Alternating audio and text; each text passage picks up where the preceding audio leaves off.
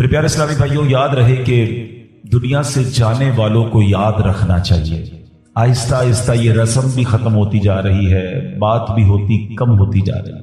آپ دیکھیں کہ کتنے لوگ ہیں جن کے ماں باپ چلے گئے ہیں اور وہ سوچیں کہ وہ کتنا انہیں یاد کرتے ہیں، اور جب یہ بے رخی دنیا دیکھتے ہیں، یہ نئے رنگی دنیا دیکھتے ہیں، لوگوں کا بھول جانا دیکھتے ہیں، تو مزید دل پر ایک چوٹ لگتی ہے کہ یار جب میں چلا جاؤں گا، جب ہم چلے جائیں گے، تھوڑے دن تک، تھوڑے مہینوں تک، ہو سکتا ہے ایک آدھ سال تک کوئی یاد کرے گا، اس کے بعد کسی کا کچھ رکتا نہیں ہے، دنیا چلتی رہتی ہے۔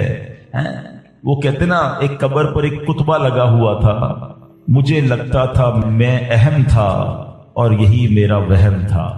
ہمیں لگتا ہے میں بہت اہم آدمی ہوں، میرے جانے سے بڑا فرق پڑ جائے گا، میں نہیں ہوں گا تو بہت لوگوں کو امپیکٹ کریٹ ہوگا۔ یہ بھول ہے ہماری۔ دنیا پہلے سے چل رہی ہے اور اب بھی چلتی رہے گی، اب تو اور بے رخی ہو گئی ہے۔ پہلے چلے لوگ ماں باپ کو، مرنے والوں کو بہت یاد کرتے تھے، جیسے جیسے دن گزرتے جا رہے ہیں لوگوں کے بس صرف گھر والے، چونکہ وہ بہت کلوز ہوتے ہیں، ان کو شاید یاد زیادہ رہتا ہے، باقی دوست احباب دنیا والے تھوڑے عرصے کے بعد سب کی اپنی زندگی ہے، سب کا اپنا معمول ہے، اور یہ ہم سب کو احساس دلاتا ہے کہ میں اور آپ بھی جائیں گے اور پھر شاید دنیا میں یاد کرنے والا کوئی نہیں ہوگا۔ لیکن ہم کچھ ایسا کر کے کیوں نہ جائیں کہ کوئی یاد کرے یا نہ کرے، کوئی ثواب پہنچائے یا نہ پہنچائے، میں خود ایسا کر کے جاؤں کہ مرنے کے بعد قیامت تک مجھے خود ہی قبر میں ثواب ملتا رہے۔ اصل عقل مندی یہ ہے، جو دوسروں کے آسرے پہ جیتے ہیں نا کہ میرے مرنے کے بعد بچے ایصال ثواب کریں گے تو دوست کریں گے، بھائی میں خود اپنی فکر خود نہیں کر رہا تو میرے مرنے کے بعد کون میری فکر کرے گا؟ ہم سب کی عمر سے چھوٹے لوگ دنیا سے جا چکے ہیں۔ کبھی قبرستان جا کر چیک کر لینا، آپ کو چھوٹی سی قبر بھی ملے گی۔ وہ چھوٹی قبر کیوں ہوتی ہے؟ وہ چھوٹا بچہ ہوتا ہے جو دنیا سے چلا گیا ہے۔ جوانوں کی قبر بھی ملے گی، بوڑھوں کی قبر بھی ملے گی۔ ہر ایج کا بندہ آپ کے جاننے والوں میں سی دنیا سے گیا ہوگا، مگر ہم ہیں کہ غفلت کا پردہ ہٹتا ہی نہیں، خیال آتا ہی نہیں ہے کہ مجھے بھی مرنا ہے۔ شعر سارے بولتے ہیں کہ آگاہ اپنی موت سے کوئی بشر نہیں، سامان 100 برس کا ہے پل کی خبر، مگر ادراک نہیں ہے، زندگی کے معمولات میں فرق کوئی نہیں پڑتا۔ بندہ کہنا یار کہ مجھے موت کی فکر ہو گئی ہے، اب میں تیاری کروں گا موت کی، مگر زبانی خرچ تو سارے ہی کرتے ہیں۔ کسی کی میت پہ جائیں تو ایسی بڑی بڑی باتیں لوگ کرتے ہیں، بھائی اللہ کی مرضی تھی، ہر کسی کو جانا ہے، اپنے کرنی کا پھل بھگتنا ہے۔ لیکن جو یہ کہہ رہا ہے، کیا وہ اپنے آپ سے بھی کہتا ہے کہ تجھے بھی جانا ہے؟ تو نے تیاری کر لی جانے کی؟ آج بھی تو جا سکتا ہے۔ اے میرے پیارے اسلامی بھائی، آج میں چاہوں گا، یہ موضوع بھی لوگوں کو پسند نہیں آتا، مجھے اندازہ ہے، یار کوئی تھوڑی سی اچھی اچھی باتیں کرو، ہم نعرے لگائیں، ہم جھومیں۔ اس موضوع پر زیادہ بات کرنا بھی لوگوں کو پسند نہیں ہے۔ عجیب کہانی ہے، ایسی حقیقت ہے موت، ایسی ریئلٹی ہے موت کہ جس سے انکار نہیں۔ دیکھیں ہمارے بہت سارے مذاہب سے اختلاف ہے، کچھ مذاہب ہیں جو نبی پاک کا معاذ اللہ انکار کرتے ہیں، کچھ قرآن کو نہیں مانتے، کچھ ایسے لوگ ہیں جو اللہ کو ہی نہیں مانتے۔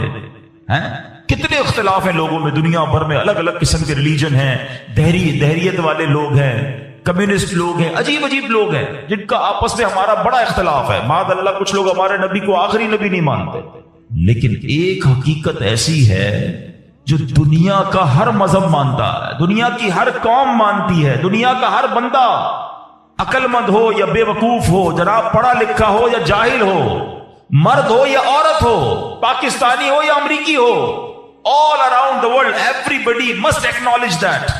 وہ کیا ہے؟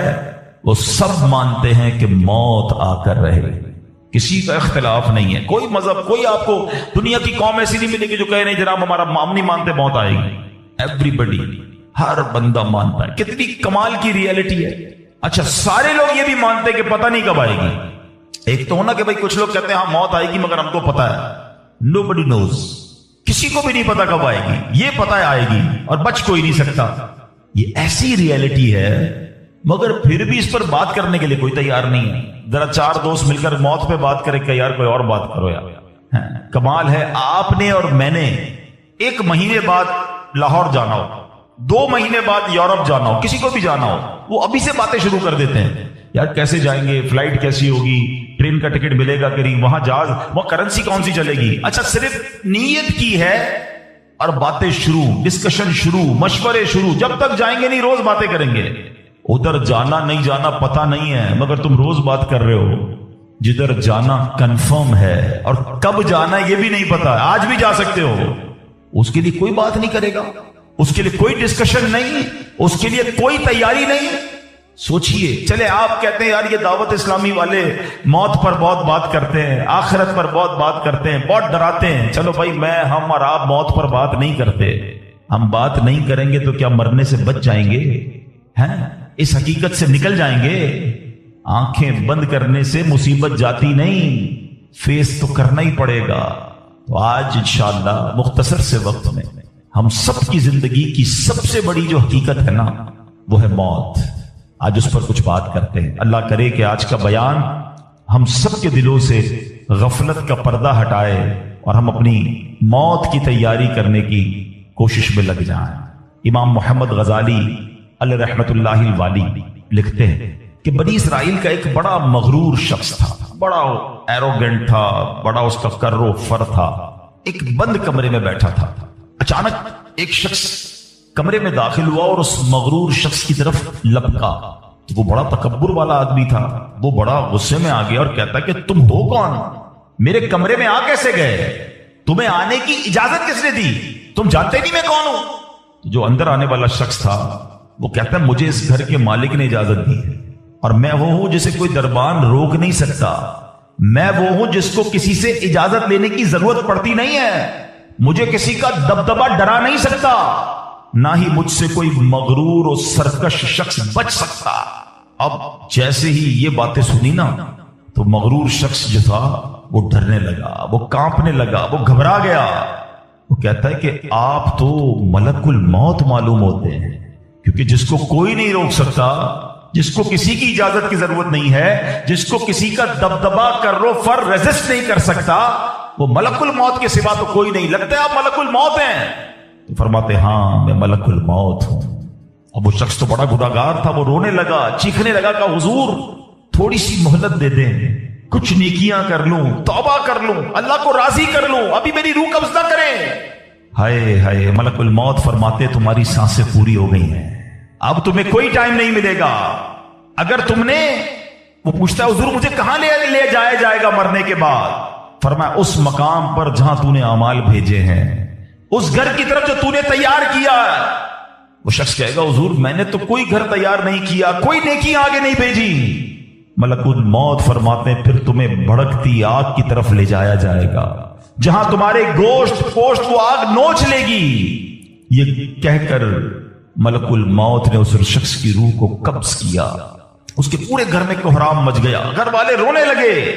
اے میرے پیارے اسلامی بھائیو، یہ واقعہ ہم سب کو کیا سکھا رہا ہے کہ جب موت آنی ہے نا، جب وہ وقت آ جانا ہے تو پھر ایک منٹ بھی آگے پیچھے نہیں ہو سکے گا، کوئی اس کو ڈیلے نہیں کر سکے گا، بلکہ جس حالت میں ہوں گے نا اسی حالت میں روح قبض کر لی جائے گی.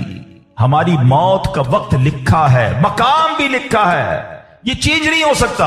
اگر موت سمندر میں لکھی ہے تو $2.5 دے کر بھی بندہ وہاں پہنچتا ہے جہاں موت لکھی ہے. اگر موت کشتی سے ڈوب کر ہونا لکھی ہے تو 22 لاکھ دے کر بھی سینکڑوں لوگ ہمارے وطن سے جاتے ہیں اور ان کی موت یورپ کے سمندر میں جا کر ہو جاتی ہے. اللہ پاک جو بھی ان میں مسلمان ہیں سب کی مغفرت فرما. مگر میں نے اور آپ نے اس سے عبرت کیا لی کہ بندہ وہاں پہنچے گا جہاں اس کی موت لکھی ہوئی ہے. ایک بار حضرت سلیمان علیہ نبینا علیہ الصلوۃ والسلام کی بارگاہ میں ایک شخص بیٹھا تھا. آپ کی بارگاہ میں ملک الموت آئے اور اس شخص کو ذرا گھور کے دیکھنے لگے. واپس چلے گئے. وہ شخص کہتا حضور یہ کون تھے جو آئے تھے اور مجھے گھور کے دیکھ رہے تھے؟ فرمایا یہ ملک الموت تھے. کہتا حضور لگتا ہے میری روح قبض کرنے والے ہیں، آپ مہربانی کریں، آپ کی تو ہوا پر حکومت ہے، آپ ہوا کو حکم دیں کہ ہوا مجھے اڑائے اور مجھے ہندوستان لے جائے. حضرت سلیمان بیت المقدس کے علاقے میں رہتے تھے نا، آپ نے وہ حکم فرمایا، ہوا نے اس بندے کو اٹھایا اور ہندوستان پہنچا دیا. کچھ دنوں کے بعد پھر ملک الموت آیا حضرت سلیمان علیہ السلام کی بارگاہ. آپ نے فرمایا تم میرے ساتھی کو کیوں گھور رہے تھے جب آئے تھے؟ تو میں حیران تھا کہ میرے پاس یہ لکھا ہوا تھا اللہ کی طرف سے کہ تھوڑی دیر بعد مجھے اس کی روح ہند میں قبض کرنی ہے، اور وہ آپ کے پاس بیٹھا ہوا تھا. اللہ اکبر. حضرت سلیمان نے کہا میں نے کو حکم دیا اور ہوا نے اسے ہند پہنچایا. اور جب وہ ہند پہنچا تو پرٹیکولر ٹائم پر اسی مقام پر اس کی روح کو قبض کر لیا. آئے ہائے ہائے، یہ ہے میری اور آپ کی حقیقت. دوڑتے رہتے ہیں، بھاگتے رہتے ہیں، پلاننگ ہے کہ ختم نہیں ہو رہی، فکریں ہیں کہ ختم نہیں ہو رہی، ہر وقت بیٹھے ہیں اگلا پلان کیا ہے، 5 سال کا، 10 سال کا. ایک دکان ہے تو 2 دکانیں، ایک گھر ہے تو 2 گھر، بڑا گھر، ہوادار گھر ہے، نوکری ہے تو کاروبار کرنا ہے، ملک سے باہر جا کر جناب پیسے کمانے، یہی سوچ ہے بس. اس پورے شیڈول میں موت کہاں ہے؟ اس پوری تیاری میں موت کہاں ہے؟ ایک دن ہوگا کہ اچانک اچک لیے جائیں گے. سیٹھ جی کو فکر تھی ایک کے 10 کیجئے. موت آ پہنچی کہ حضرت جان واپس کیجئے. اور آپ کو پتا ہے جس عالم میں میں اور آپ ہوں گے، بڑی میں اہم بات کرنے جا رہا ہوں. یہ آپ نے دیکھا نا کہ حضرت سلیمان نے کو حکم فرمایا تو ہند پہنچا. کوئی کشتی میں تھا، اس کی موت وہاں تھی. کوئی سمندر پانی کے اندر ہزاروں فیٹ نیچے جانا تھا، اس کی موت وہاں لکھی تھی. اس کا مطلب تو یہ ہوا کہ میں کہیں بھی کسی بھی مقام پر مر سکتا ہوں، میری موت پتہ نہیں کہاں لکھی ہے. اب ذرا غور کیجئے، ہم سب پتہ ہے کیا چاہتے ہیں کہ موت کے وقت ہم سجدے میں ہوں. چاہتے ہیں نا؟ اللہ کرے اللہ کے گھر میں موت آئے، کلمہ پاک پڑھتے ہوئے موت آئے، تلاوت قرآن کرتے ہوئے موت آئے، نبی پاک پر درود پڑھتے ہوئے موت آئے. اللہ ایسا کرم کر دے کہ مدینہ منورہ میں موت آئے، گنبد خضرا کے سامنے موت آئے. یہی تصورات ہے نا، ایک مسلمان چاہتا یہی ہے کہ یار موت آئے تو کسی اچھے عالم میں ہو، کسی بڑی خوبصورت باوضو نیکی کرتے کرتے دنیا سے جاؤں. تمنا تو سب کی یہ ہے.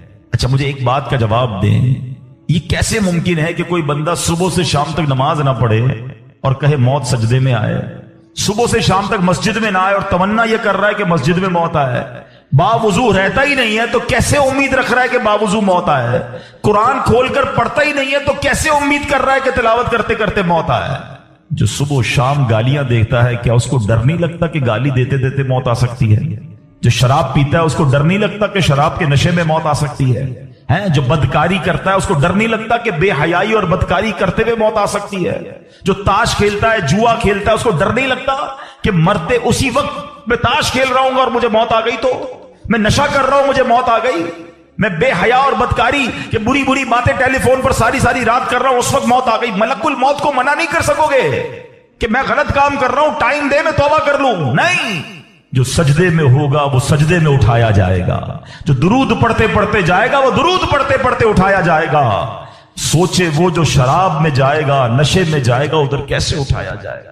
اب اس کا آسان حل پتہ ہے کیا ہے؟ کہ بندہ زندگی ایسے گزارے کہ جس حال میں مرنا نہیں چاہتا نا وہ کام چھوڑ دے. عقل بندی یہ ہے کہ اپنے دن کا شیڈیول ایسا بنائے کہ میں وہ کام ہی نہ کروں جس میں مرنا نہیں چاہتا، ورنہ میں روک نہیں سکوں گا موت کو. آپ چاہتے ہیں اچھی موت ہو؟ میں بتاتا ہوں کس کی اچھی موت آ سکتی ہے.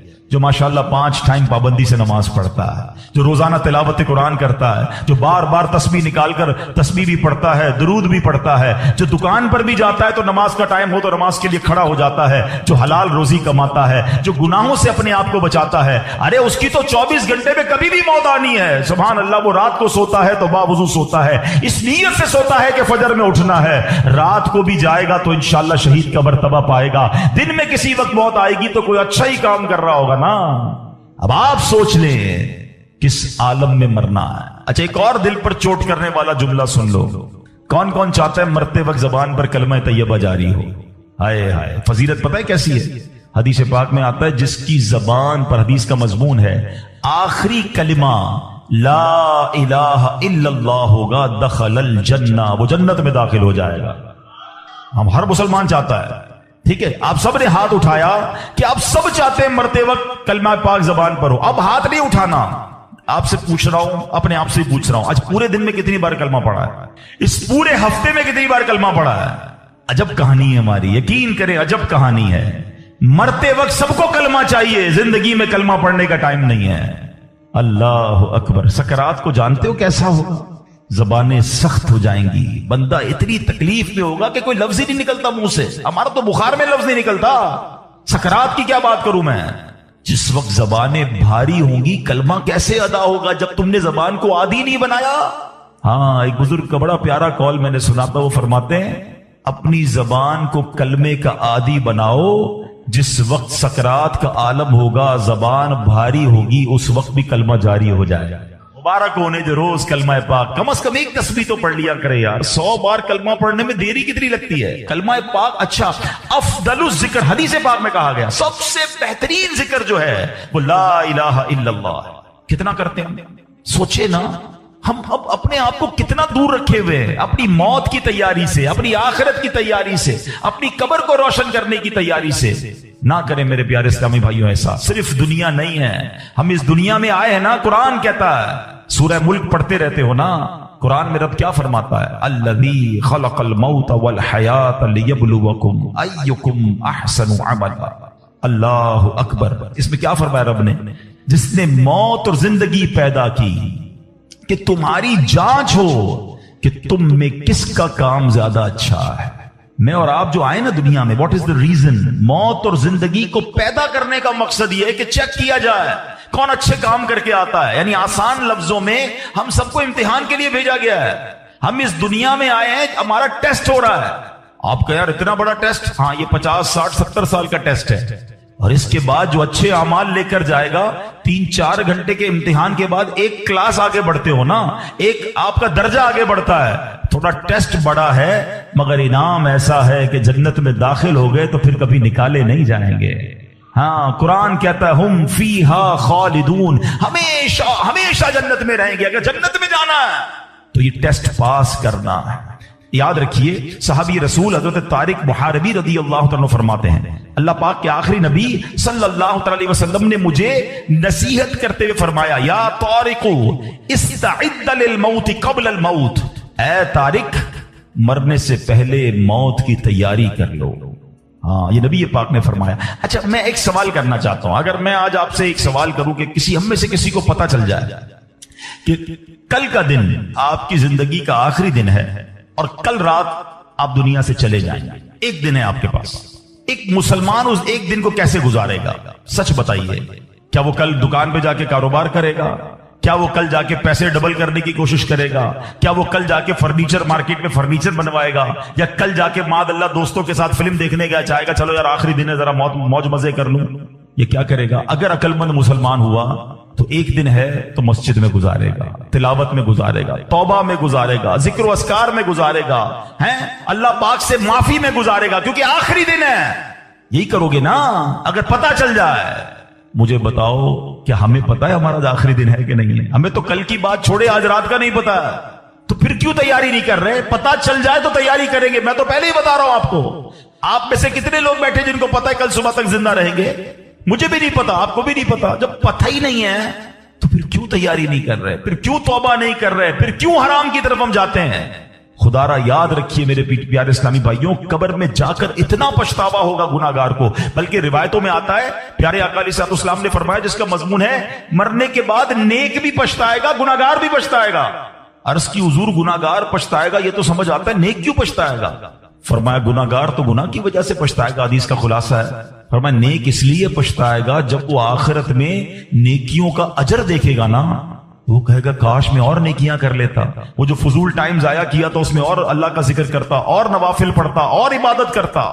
تو یقین جانیے میرے پیارے اسلامی بھائیوں، یہ زندگی، یہ جو ہماری سانسیں چل رہی ہیں نا، ابھی چانس ہے ہمارے پاس، جتنی نیکیاں کرنی ہے کر لیں۔ جس دن سانس بند ہوئی نا اس دن عمل نہیں ہوگا، اس دن جزا ملے گی۔ آج دار العمل ہے، today is the time of action and tomorrow is the time of accountability۔ اس دن صرف جزا ہوگی، یا تو آپ کو اللہ نہ کرے گناہوں کی وجہ سے کسی کو سزا ملے گی، یا نیکی کس کو جنت میں لے جایا جا رہا ہے، کس کو دوزخ میں لے جایا جا رہا ہے۔ آپ ابو البشر ہیں، سب کے والد ہیں، تو ہم سب ان کی اولاد میں سے ہیں۔ ہمیں جو آدمی کہا جاتا ہے اس کی وجہ ایک یہ ہے کہ ہم حضرت آدم کی اولاد سے، وہ قیامت کے دن دیکھ رہے ہوں گے کہ میری اولاد میں سے کون کون جنت میں جا رہا ہے، کون کون دوزخ میں جا رہا ہے۔ اتنے میں حضرت آدم علیہ السلام کی نظر پڑے گی کہ جناب رسول اللہ صلی اللہ علیہ وسلم کا امتی اسی فرشتے جہنم کی طرف لے جا۔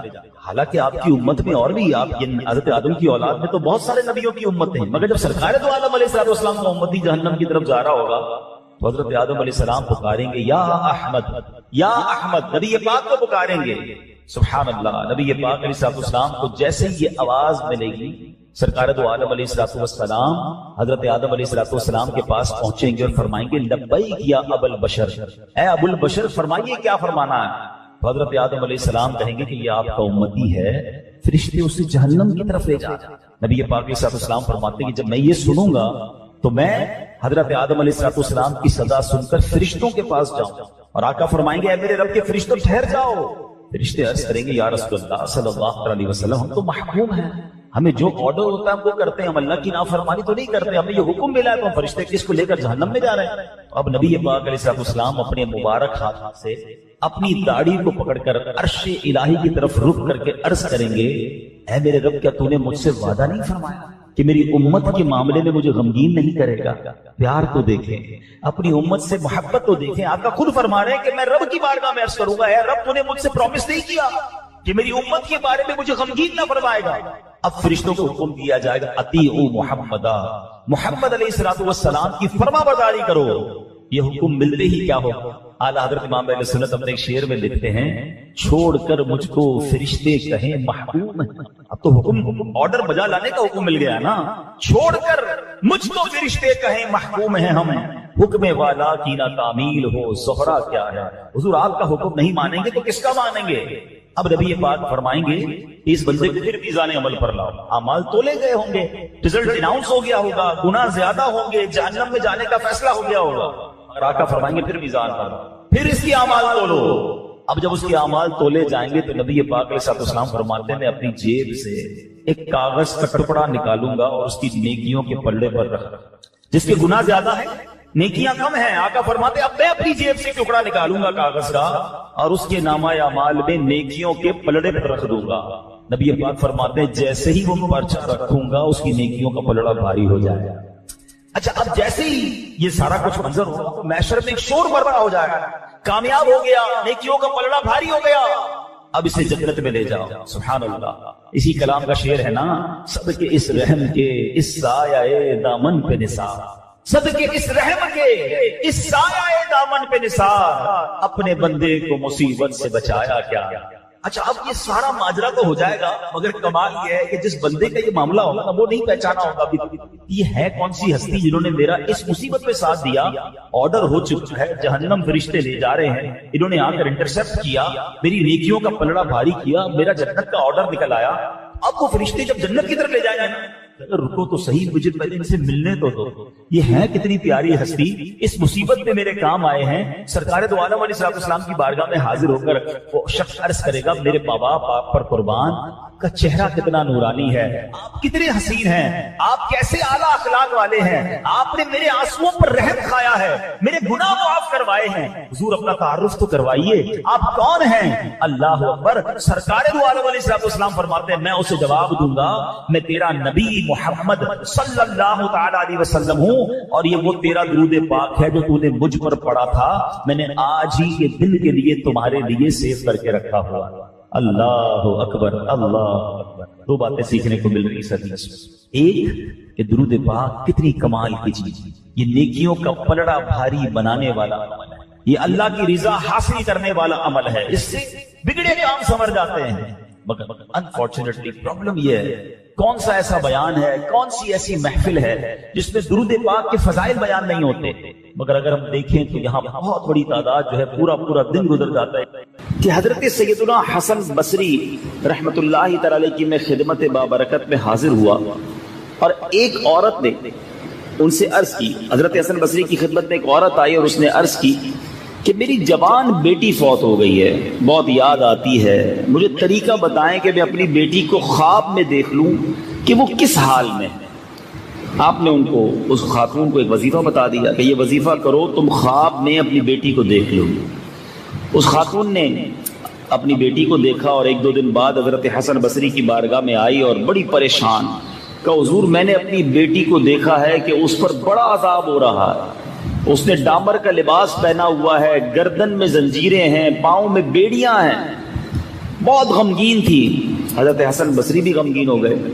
جب ماں جوان بیٹی کو ایک تو صدمہ مرنے کا اور پھر خواب میں اس کو عذاب میں دیکھے تو کتنی غمگین ماں ہوگی.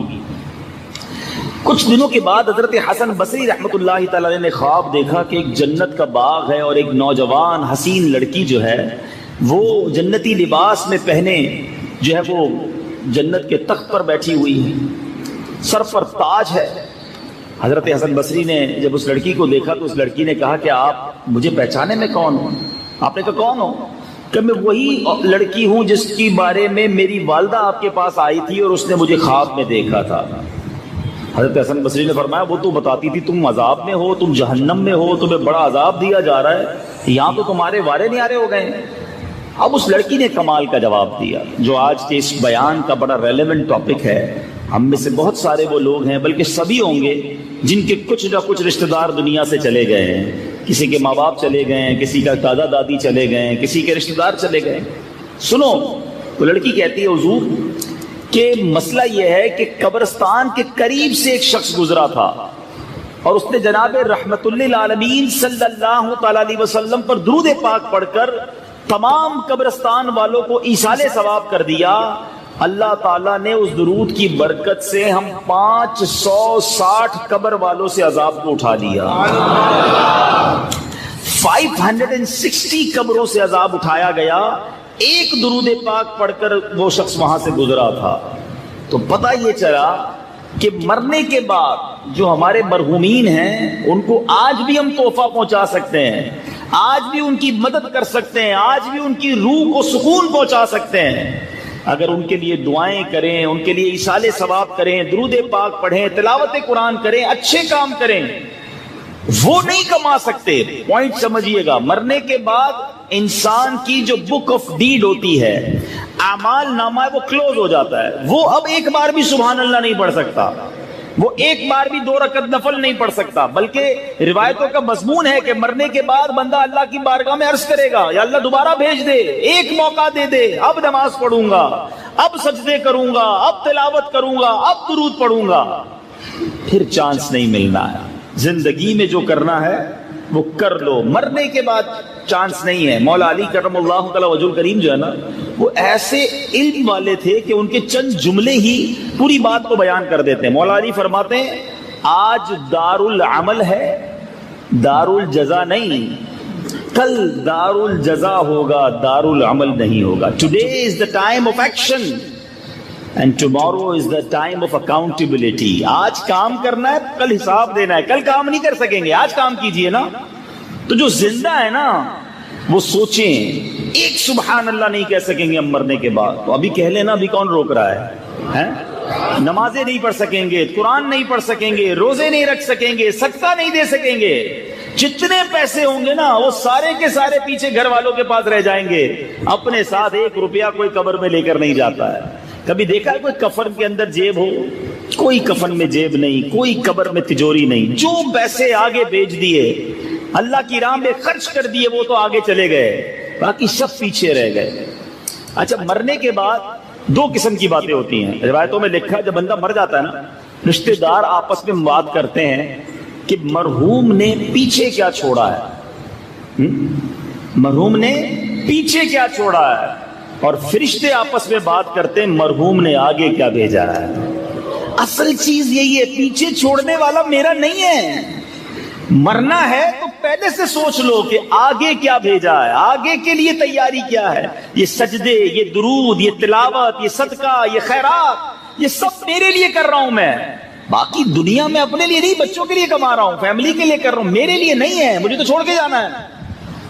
اب اس روایت سے ایک اور بڑی خوبصورت بات سیکھنی ہے کہ جس بندے نے ایک درود پڑھا اور اس کی برکت سے 560 قبر والوں سے عذاب اٹھا لیا گیا، تو جس نے خود درود پڑھا ہے اس کی قبر کیسی نور اللہ نور ہو جائے گی؟ ایصال کرنے والے کی برکت یہ ہے تو خود درود پڑھنے والے کا عالم کیا ہوگا؟ مگر آج فضول باتوں کے لیے گھنٹوں ہے ہمارے پاس، سوشل میڈیا، جناب موبائل ہاتھ میں پکڑا دیں، اب بے شک 2 دن تک ہم سے کوئی بات نہ کریں، ہمیں کوئی ضرورت نہیں کسی سے بات کرنے کی، ہم ہیں، ہمارا موبائل کافی ہے۔ لیکن اس سے نیکیاں کما رہے ہیں یا اس سے جہنم کے انگارے خرید رہے ہیں؟ آخرت کا عذاب تو کہیں نہیں مل رہا، اپنے اپنے موبائل فون کے بارے میں غور کریں۔ تو خدا میرے میٹھے اسلامی بھائیوں، یہ جو اس طرح کے اجتماع ہوتے ہیں نا، 40ویں کے، سویم کے، ایصال ثواب کے، یہ میرے اور آپ کے لیے ایک الارم ہوتا ہے، آج وہ چلا گیا کل میری باری ہے. ہم کیوں نہیں سوچتے؟ یعنی طارق بھائی جتنی عمر والے تو بہت سارے یہاں بیٹھے ہیں، ہو سکتا ہے ان سے بڑی عمر والے بیٹھے ہیں، اچھا ان سے زیادہ بیمار بھی بیٹھے ہیں، وہ بالکل چلتے پھرتے تھے، کوئی ایسی بڑی بیماری انہیں نہیں تھی. یعنی آپ غور کریں، جب وہ جا سکتے ہیں تو why am I not؟ میری باری بھی اچانک آ سکتی ہے. ہر بات میں عبرت لینے کی عادت ڈالا کرو کہ یار یہ چلا گیا اب میری باری ہے، میں نے کیا تیار کیا ہے، میں نے آگے کے لیے کیا بھیجا ہے. جس دن یہ مائنڈ سیٹ بن گیا نا کہ یار اسی دنیا میں آخرت کی تیاری کر لوں ورنہ اکیلا تو مارا جاؤں گا. طارق بھائی کے بچے بھی ہوں گے، دوست بھی ہوں گے، فیملی کے لوگ بھی ہوں گے، قبر میں کون ہے ان کے ساتھ؟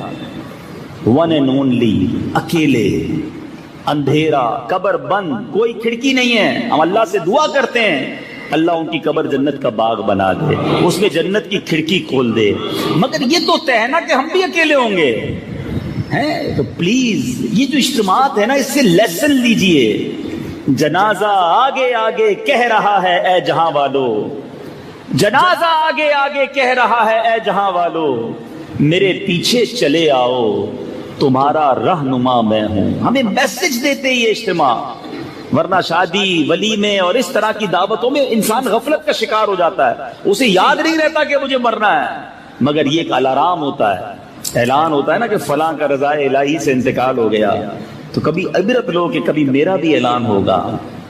کاندھا دیتے وقت سوچو کہ آج میں کسی کو کاندھا دے رہا ہوں، کل کوئی مجھے کاندھا دے گا.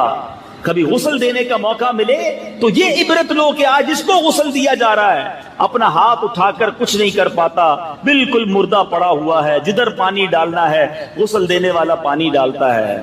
کبھی سوچا کہ مجھے بھی ایسے ہی غسل دیا جائے گا؟ طرح طرح کے شیمپو، طرح طرح کی کریمیں، طرح طرح کے شاور لگائے ہوئے ہیں. اس دن سادہ سے تختے پر لٹا دیا جائے گا، ایک چادر ہوگی جسم پر اور غسل دینے والا غسل دے رہا ہوگا. سوچیے پہلے کے زمانے میں پتہ کیا ہوتا تھا؟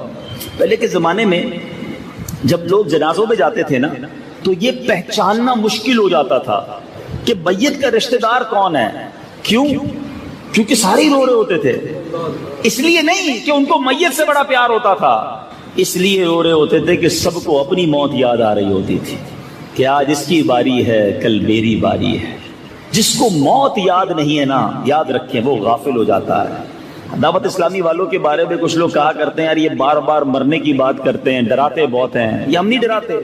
حدیث پاک میں آتا ہے جس کا مضمون ہے جو روزانہ 20 بار موت کو یاد کرے اللہ اسے شہادت کی موت کا مرتبہ عطا فرماتا ہے. ہم تو شاید 20 دنوں میں بھی ایک بار موت کو یاد نہیں کرتے. کلپ بھی آتا ہے کبھی کبھی کہ یار دیکھو جوان کا ایکسیڈنٹ ہو گیا تو اس کو بھی انجوائمنٹ کے لیے دیکھتے ہیں کہ موٹر سائیکل ٹکرائی کیسے، ٹرک کے نیچے گاڑی آئی کیسے، ہاتھ کٹا کہ پیر کٹا.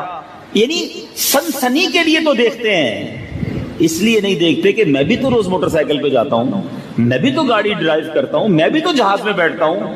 اپنی موت کیوں یاد نہیں کرتے؟ اللہ کرے کہ ہمیں موت یاد بھی رہے اور موت یاد رہنے کی وجہ سے ہم گناہوں سے باز بھی آئیں. ورنہ گورکن تو ہوتا ہی قبرستان میں ہے نا، مگر آپ کو بہت بڑی تعداد گورکن کی بے نمازی ملے گی. عبرت اور چیز ہے، دیکھنا اور یاد کرنا اور چیز ہے. اللہ عبرت والی آنکھ دے اور عبرت والا دل عطا فرمائے. اللہ کرے کہ آج یہ جو ایصال ثواب کا اجتماع ہے نا یہ اس نتیجے پر ختم ہو کہ جتنے میرے بھائی بیٹھے ہیں وہ سب نیت کر کے اٹھیں پکی سچی کہ بس آج کے بعد کوئی نماز قضا نہیں ہوگی. بس یہ دیکھو میں نماز پڑھوں گا تو کسی کو فائدہ نہیں ہوگا، مجھے ہی فائدہ ہوگا، میری قبر روشن ہوگی.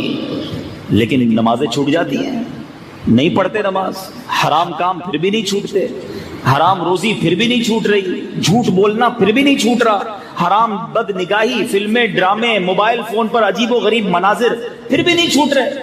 ایسا لگتا ہے مرنا ہی نہیں ہے. نہ کرو ایسا، بہت تھوڑی سی زندگی ہے، بڑی تھوڑی سی لائف ہے. خدا را زندگی کو اچھی گزار لو، آخرت بہت اچھی ہو جائے گی. 50-60 سال ہے، صبر کر لو. دل تو سب کا چاہتا ہے، شیطان سب پر وار کرتا ہے. بچا لو اپنے آپ کو، کیونکہ اللہ نے آخرت میں جو وعدے رکھے ہیں نا سبحان اللہ. آپ اس کی اگر کمپیریزن سمجھو نا، اللہ نے یہاں ہمیں شراب سے روکا ہے نا اسلام نے، یہاں شراب مت پینا. کتنی زندگی ہے؟ 60-70 سال. اللہ نے جنتیوں کے لیے جنتی شراب تیار کر رکھی ہے. اب آپ کا فیصلہ ہے ادھر کی گندی بدبودار شراب پینی ہے یا وہاں جنتی شراب طہور پینی ہے؟ ادھر اپنی جوانی کو بے حیائی کے کاموں میں مت لگاؤ، صبر کر لو، کیونکہ جنت میں جو لوگ جائیں گے نا وہ سارے کے سارے 30 سال کے جوان بن کر جنت میں جائیں گے۔ آپ کمپیریزن دیکھیں، ادھر داڑھی نبی پاک کی سنت، مرد پر رکھنا واجب، کٹوانا حرام۔ بعض اوقات شیطان وسوسہ ڈالتا ہے، یار کہاں یار جوانی میں داڑھی رکھ لے گا، تیرا حسن خراب ہو جائے گا۔ یہ بھی مسکنسپشن ہے۔ ایک بات یاد رکھیں، مرد کا حسن ہی داڑھی میں ہے۔ یقین کریں، آپ کو جتنا مرد حسین داڑھی میں لگے گا، اور خاص طور پہ اس کو دیکھ لیں جس کی پہلی داڑھی ہو، پنجابی میں کہتے ہیں نا سچی داڑھی، جس نے